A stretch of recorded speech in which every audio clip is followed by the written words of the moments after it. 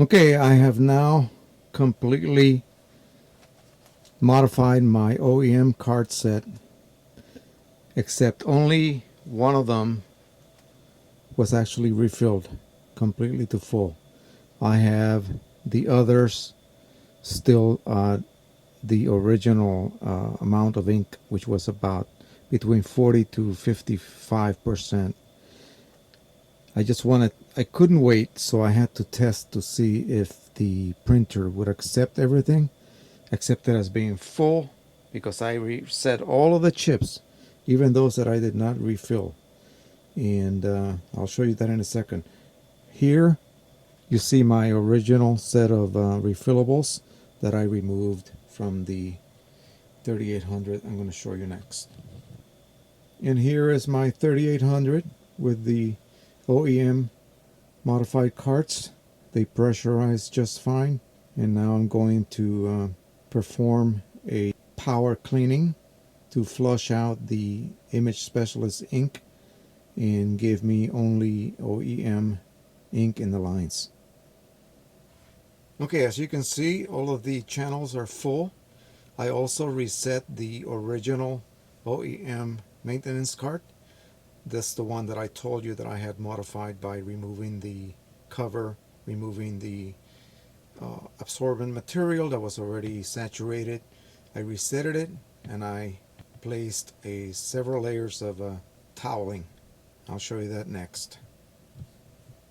I was mistaken. In this printer I have an actual OEM maintenance cart still attached. Basically, I'm going to do the same thing I did to the other one. I'm going to remove the material. This top comes off. There are some tabs that you can pry apart.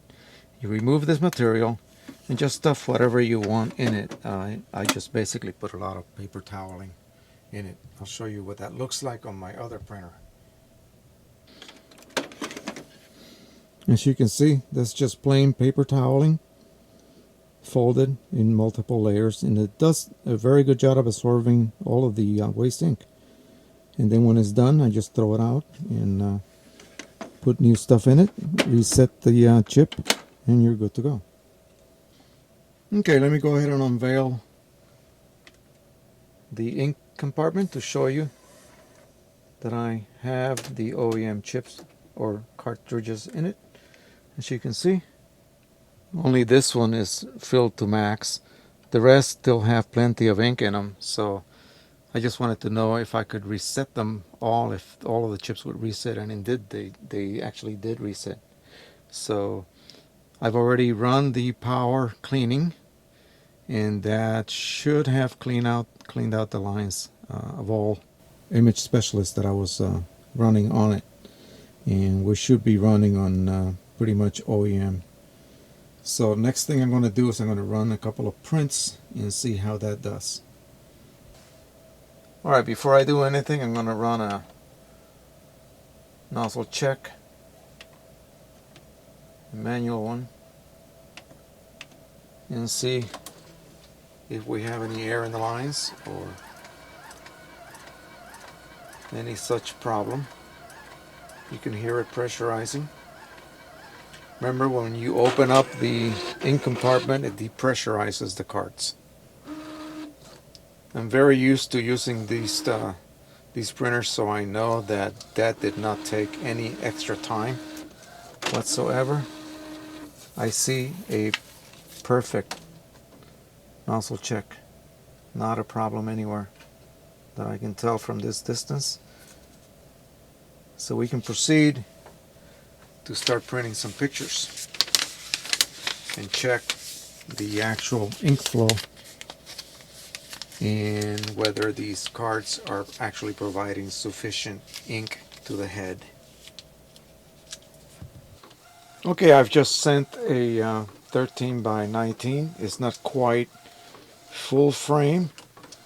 It's more of a square format, so it'll fill most of the sheet of paper, but it'll still give us a good idea of whether we are getting a good, healthy, steady ink flow from the cartridges. That's the main concern that I've always had when I was considering this modification. And this will tell us, as you can see, the print is beginning to emerge.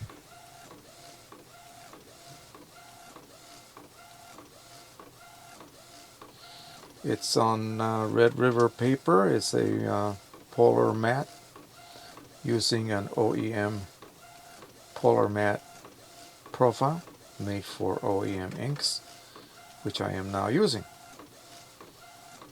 I'm running from a fully calibrated monitor and printing out of Qimage Ultimate 2014. I don't want to stick my head in the way here, but I see no problems so far.